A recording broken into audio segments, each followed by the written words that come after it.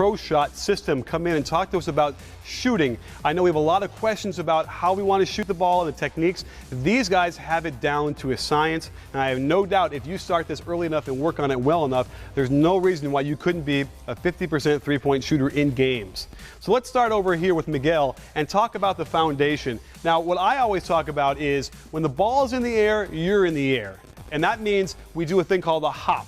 So let's quickly break that down and show us, Miguel, what that looks like. As the ball's coming, he's going to get the ball, and he's going to do a hop.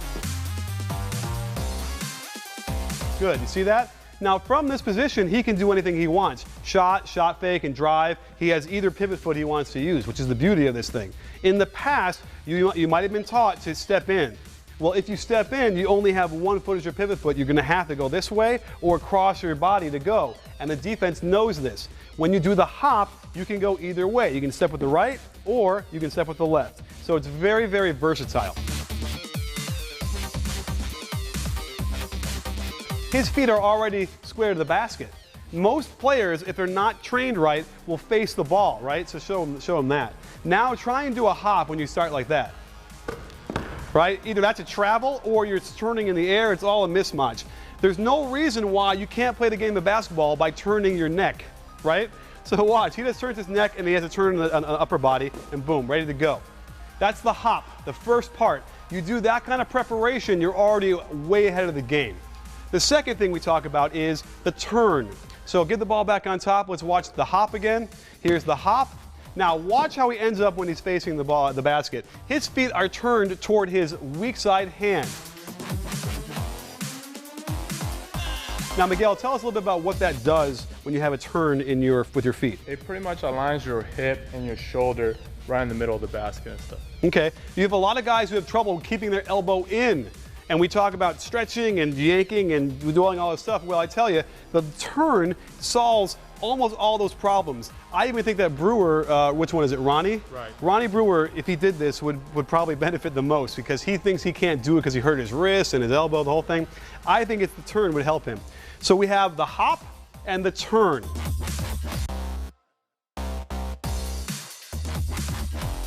From there, you'll see a lot of Division I coaches talk about not dipping the ball. And that means when the ball is caught, a lot of guys will catch it as they are shooting it, bring it down. And they say, no, do not bring it down. They'll stand here with the thing and they'll make sure and they'll hit it every time until you stop doing that. It's very awkward, not easy to get a rhythm. So our take on that, and the same thing with the Pro Shot system, is if you do your preparation with the hop, doing a dip will not take any more time than it would normally take. Ray Allen does this and has a little bit of a dip, and that rhythm you get is crucial. Did you used to shoot without the dip? Yeah, I tried to, and it was hard to do that. Yeah, so what's the difference? If you want to rush it for a tenth of a second without a dip but miss 5% more of your shots, or do the dip, have the rhythm, make 5% more. I think the answer is pretty simple. So let's start again from the top. Here comes the hop. You'll see the turn. You'll see the dip. The ball goes down a little bit, and then when he shoots the ball, he's going to do what they call the sway. You might have heard this before where they talk about guys jumping forward a little bit. And there is that component of jumping forward because, as Paul, who invented the Pro Shot system, believes, most shots are missed short. And I believe him. I agree with him. So by jumping forward a little bit, you can eliminate a lot of those short shots. So let's see this in real time.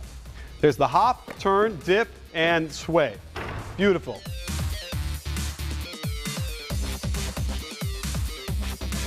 The sway isn't just simply jumping into the ball, jumping into your shot rigid, like this, okay?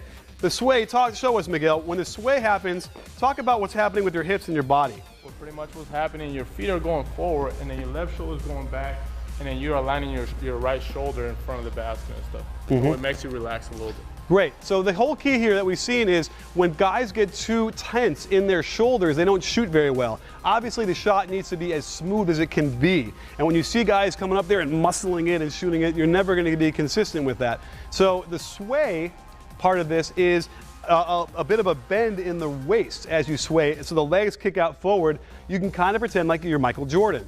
Now, Michael Jordan could touch the top of the backboard, but it doesn't mean that you can't emulate the basic fundamentals of what he did. And certainly he had pretty much success from that, right? I would say. All the guys do this. And I'm not even sure they know they do this. You could ask Kobe Bryant if he sways, he might have any clue. But you can watch the tapes and we can show you that they do it, all of them do it. Steph Curry, Kobe Bryant, Ray Allen.